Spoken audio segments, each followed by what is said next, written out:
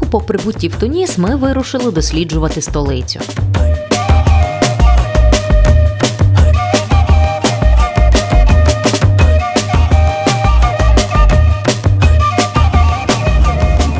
Цікаво, що в Тунісі всі таксі лише жовтого кольору і кажуть, що вони доволі дешеві, тобто можна легко брати таксі.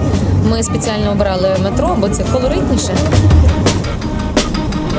Туніське метро, яке, щоправда, більше нагадує довгий трамвай, є, мабуть, найпопулярнішим громадським транспортом столиці. Наближаємось до центру, і людей тим часом знайшло доволі багато.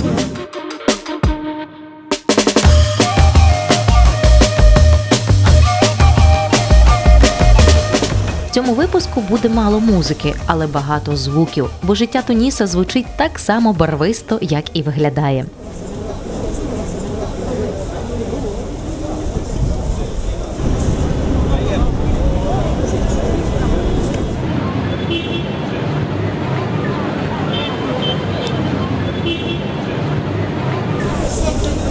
Почали ми з центральних, модернових вулиць Туніса, які забудовувалися у ХХ столітті. Звісно, тут немає тієї охайності й естетизму, до яких ми вже встигли звикнути в європейських містах, однак присутній свій шарм.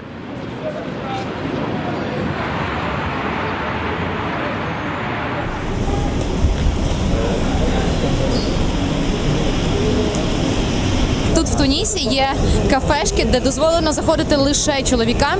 І ось позаду саме таке, там сидять лише чоловіки. Жінкам суворо заборонено. Але є кафешки нові, модернові, де мікс. І чоловіки, і жінки можуть одночасно сидіти і пити каву.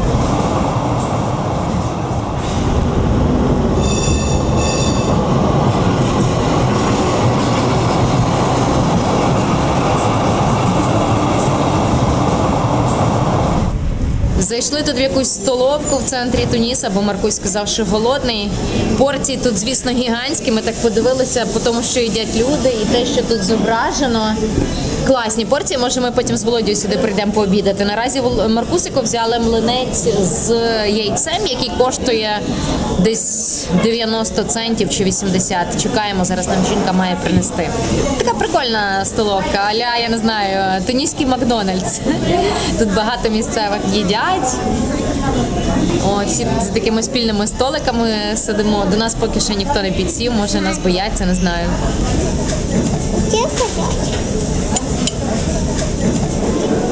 А це продуктовий базар – місце, в яке ми обов'язково намагаємося потрапити в кожній країні.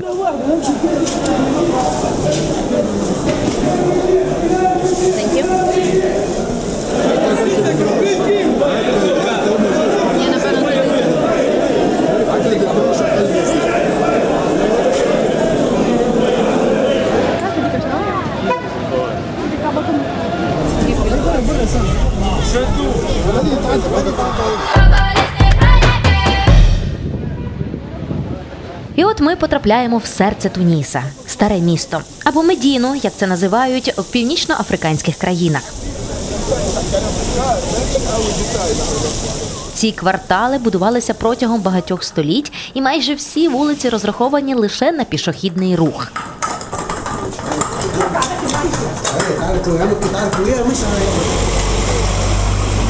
В Медіні на більшості вулицях машин немає, тут так вузько, що вони й не приїдуть. Але є певні вулиці, де все ж машини проїжджають, але так вузько, що ми мусимо підпирати будинки.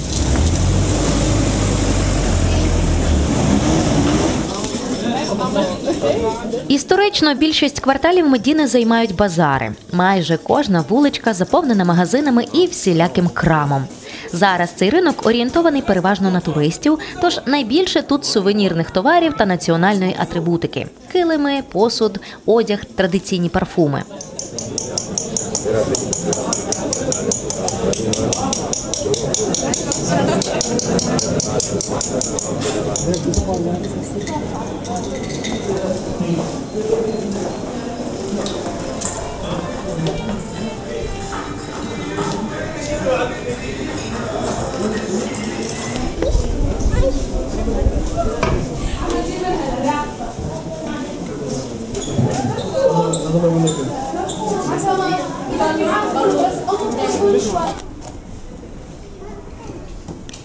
Я не знаю, чи це правда, але цей хлопець каже, що в цьому будинку знаходилася перша в Північній Африці школа, яка була створена 1274 року. Отакі от пам'ятки тут, в Тунісі.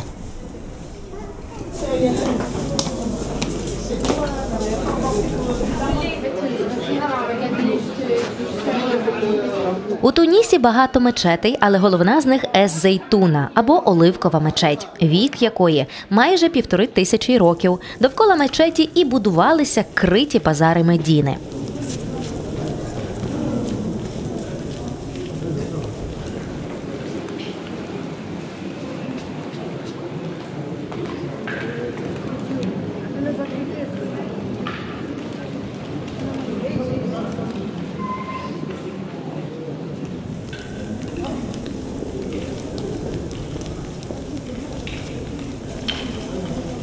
На обід ми зайшли в одне кафе за порадою наших нових друзів.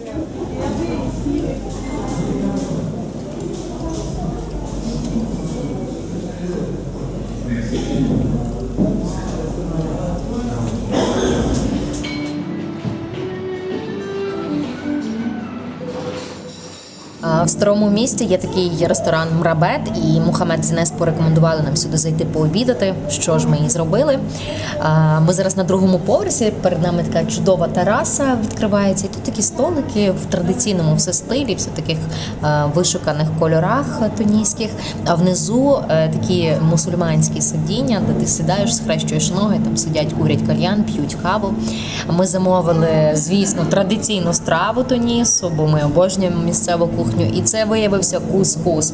Цього разу ми взяли кускус з рибою, і також до нього ще взяли другу страву, якийсь рибний супчик. Але перш ніж принести нам основні страви, які ми замовили, то офіціант тут приніс такі закуски, суперсмачні соуси. І вчора нам Інеса показувала, що соуси і ще певні страви вони їдять отак от. Беруть хліб, макають туди і гамуськають. Ням-ням. Наразі я їм нут. Дуже смачно. Як виявилось, тунісці їдять дуже багато хліба, а не лаваша, як ми думали. Ми щось були з Володією впевнені, що тут буде лаваш, як в Ірані. Виявилось, ні, хліб. Особливо такий французький багет. Ну і традиційно, звісно, пити каву в Тунісі.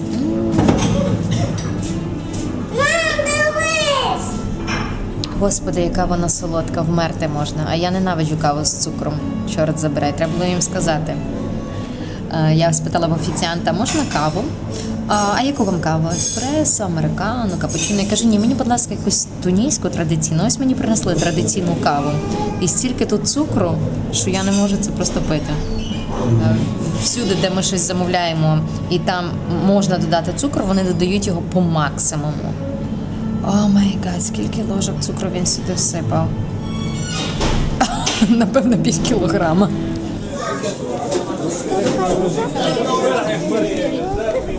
Увечері, повернувшись до будинку Мухаммеда та Інес, в яких ми гостювали, виявили, що Мухаммед полагодив наш трейлер, який, як ви пам'ятаєте, зламався ще в Генуї.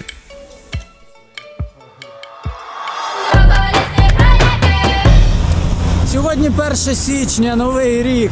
Офіційно в Тунісі 2019, не якийсь там 1490-й. А все як у Європі, але ми не побачили тут жодних ознак святкування. Ніяких ялинок, нічого. Може в декого з людей вихідний, а так все виглядає як в буденний день. Цього дня ми вирішили відвідати два найвідоміші туристичні об'єкти в передмісті столиці. Зараз ми приїхали на станцію, яка має назву Карфаген-Ганібал. І якщо ви знаєте, то північніше від Тунісу, від столиці Тунісу, є Карфаген, той славнозвісний Карфаген. І тут вже навіть на станції видно розкопки з давніх руїн. Якісь тут стояли стовпи античні. І зараз ми йдемо на розкопки, бо вони тягнуться в кілька кілометрів. Ми вийшли на одній із станцій і йдемо шукати, де воно є. Як і тисячі років тому, Карфаген лежить на березі Середземного моря.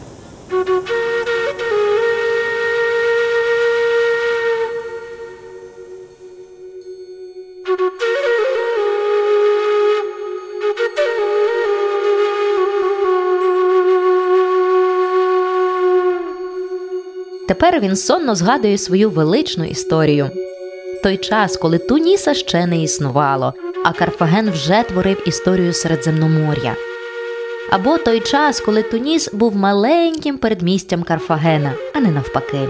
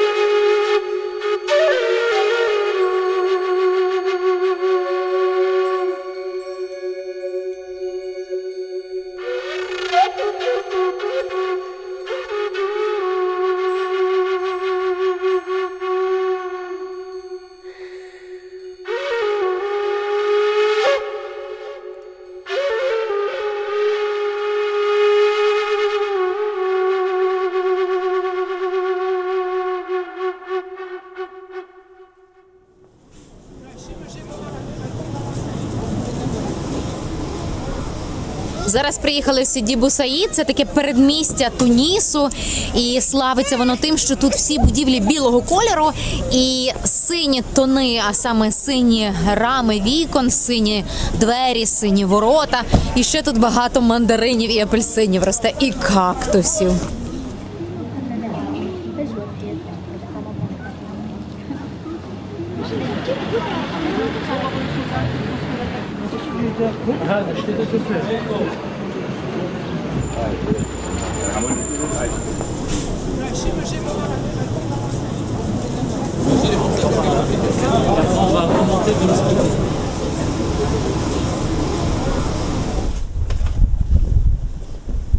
Туніс вартий того, аби сюди приїжджати, аби роздивлятися його, вбирати цю давню культуру.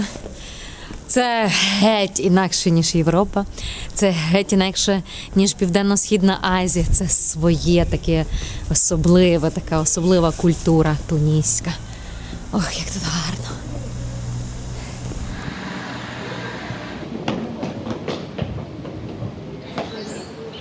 Таке враження, що я потрапила в якусь країну, якоїсь казки, типу Аліса в країні чудес. І ці чудеса називаються біло, в блакитні відтінки, і ще й от море перед нами, евкаліпти, ну прекрасно. Мені це місце більше подобається, чим центр Туніса, через те, що тут відчувається, що тут живуть люди, тут вони дбають про це. Не так все забито, набито всякими товарами. Звісно, головна вулиця має всілякі крамнички, всілякі сувенірчики, які можна придбати. Але якщо заглибитися малесенькими вуличками, то цей такий затишок, домашність присутня. Ну дуже гарно, дуже гарно.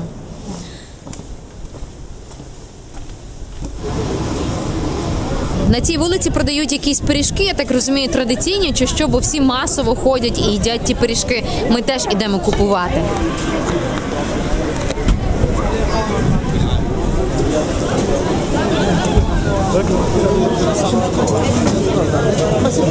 За цими пиріжками просто нереальна черга, всі хочуть їх з'їсти. 0,8 динара коштує такий пиріжок.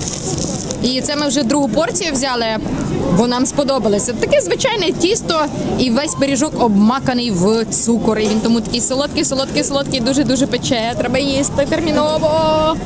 Ого, ти хочеш, напевно, це подивитись, правда? Дивись, бачиш, яке там море? Ну, кругле. Дивись, яке море там. Кругле було.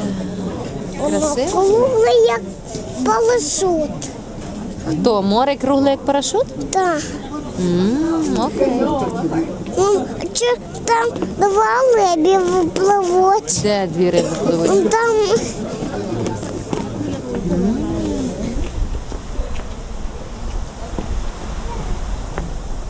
Квіточки, котики довкола. Я хочу тут жити. і я. Ти хочеш тут жити? Я хочу тут жити. Ні, я. І я. Ні, я.